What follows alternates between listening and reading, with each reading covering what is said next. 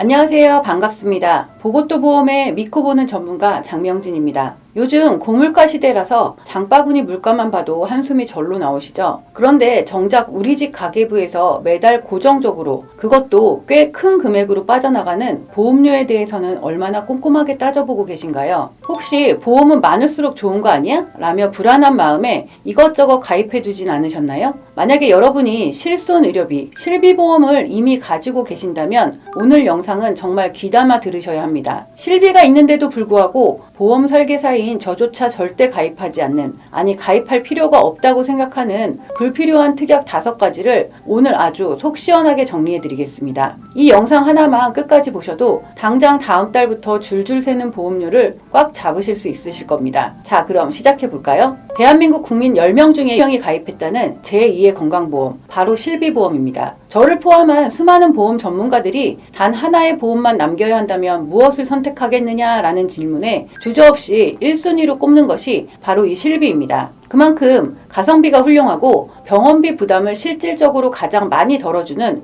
효자 상품이기 때문이죠. 하지만 여러분, 실비보험에도 치명적인 단점이 있습니다. 바로 갱신형이라는 점인데요. 물가가 오르듯 나이가 들고 손해율이 높아지면 보험료도 함께 오릅니다. 젊을 때 부담 없었던 만원, 2만원이 나중에는 10만원을 훌쩍 넘길 수도 있습니다. 보험료가 너무 비싸서 유지를 포기하게 된다면 그야말로 도로아미타불이 되는 겁니다. 게다가 실비는 내가 낸 병원비에서 자기 부담금을 뺀 나머지를 돌려받는 구조입니다. 즉, 손해를 메꿔주는 개념이지 돈을 벌게 해주는 수단이 아닙니다. 여기서 문제가 발생합니다. 많은 분들이 아플 때 돈 걱정 안 하려면 이것도 넣고 저것도 넣어야지 라며 실비가 해결해 줄 수 있는 부분까지 중복해서 비싼 정액 보장 특약들을 가입하십니다. 보험은 저축이나 재테크가 아닙니다. 비용입니다. 최소한의 비용으로 치명적인 위험을 막는 것이 핵심입니다. 지금부터 실비보험만 믿고 과감하게 정리해도 되는 여러분의 지갑을 좀먹는 5가지 불필요한 보험을 낱낱이 파헤쳐 드립니다. 첫 번째, 입원 일당, 입원비 특약입니다. 실비가 있다면 가장 먼저 빼야 할 특약 1순위, 바로 입원 일당입니다. 아니 팀장님, 입원하면 일도 못하고 돈도 드는데 입원비 받아야 하는 거 아닌가요? 라고 반문하실 수 있습니다. 하지만 숫자를 한번 볼까요? 보통 40대 남성 기준으로 상해나 질병 입원 일당 3만원을 받기 위해 내야 하는 보험료가 한 달에 약 1만원에서 많게는 3, 4만원까지 합니다. 1년이면 30에서 40만원을 내는 셈이죠. 그런데 여러분, 1년에 며칠이나 입원하시나요? 대한민국 국민의 평균 입원 일수는 연간 2에서 3일에 불과합니다. 예전처럼 아프다고 병원에서 2주, 3주씩 재워주던 시대는 끝났습니다. 병상 회전율을 높이기 위해 대학병원은 수술 후 며칠만 지나도 퇴원을 권유합니다. 계산을 해봅시다.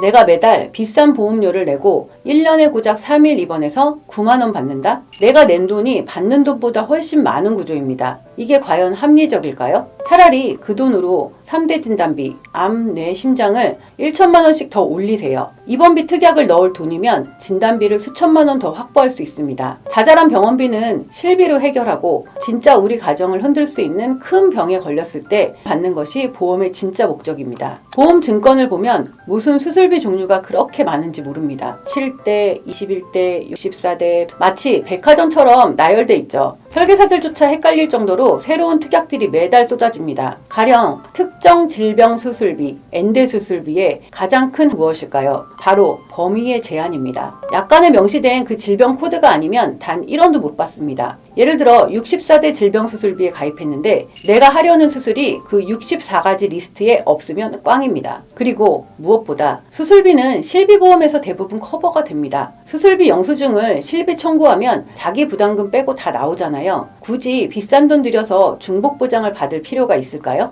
물론 수술비가 전혀 필요 없다는 건 아닙니다. 만약 꼭 가입하고 싶다면 1에서 5종 수술비 하나면 충분합니다. 1에서 5종 수술비는 수술의 방식에 따라 지급하기 때문에 질병의 종류와 상관없이 심지어 나중에 개발될 신의료 기술이라도 수술의 정의에만 부합하면 보상받을 수 있습니다. 급여, 비급여 따지지 않고 보장 범위가 가장 넓죠. 하지만 엔대 수술비처럼 특정 질병만 콕 집어서 보장하거나 치질, 백내장 같은 자잘한 수술비를 받겠다고 비싼 특약을 유지하는 건 정말 비효율적입니다. 그 돈 아껴서 맛있는 거 사 드시고 건강 챙겨 드시는 게 남는 장사입니다. 암은 무서우니까 내가 암 관련 특약은 다 넣어야지 하시는 분들 잠시만 진정하세요. 암 보장의 핵심은 딱 하나, 암 진단비입니다. 나머지는 격가지일 뿐입니다. 먼저 암 수술비를 볼까요? 요즘 암 치료 트렌드가 바뀌고 있습니다. 예전처럼 무조건 배를 가르는 수술만 하는 게 아닙니다. 방사선 치료, 항암 약물 치료, 표적 치료 등 비수술적 요법이 비약적으로 발전했습니다. 실제로 암 환자 중 수술을 받지 않는 비율이 상당히 높습니다. 그런데 암 수술비 특약은 수술을 해야만 돈이 나옵니다. 진단비는 진단만 받으면 나오는데 말이죠. 심지어 암 수술비 특약 보험료가 진단비 보험료보다 더 비싼 경우도 허다합니다. 이게 말이 됩니까? 암 입원비는 더 심각합니다. 앞서 말씀드렸듯 암 환자라도 대학병원에서 장기 입원 안 시켜줍니다. 수술하고 길어야 일주일이면 퇴원해서 통원 치료받으라고 합니다. 암 입원비 받으려고 요양병원 가시나요? 요양병원은 암의 직접적인 치료로 인정받기 어려워 보험금 분쟁이 끊이지 않는 곳입니다. 입원 며칠하고 몇만 원 받느니 그 돈으로 진단비를 늘리세요. 마지막으로 암 통원비. 최근에 많이 팔리는 특약인데 서울의 메이저 병급 상급 종합병원으로 통원해야만 고액을 주고 일반 병원은 아주 적게 줍니다. 지방에 사시는 분들이나 동네 병원 이용하시는 분들은 혜택 보기 힘듭니다. 그리고 암 치료 끝나면 통원할 일도 없어집니다. 결론은 하나입니다. 암에 걸렸을 때 수술을 하든 입원을 하든 통원을 하든 아니면 집에서 요양을 하든 내 마음대로 쓸 수 있는 암 진단비에 모든 화력을 집중하세요. 그게 가장 현명한 암 대비법입니다. 본 광고는 광고 심의 기준을 준수하였으며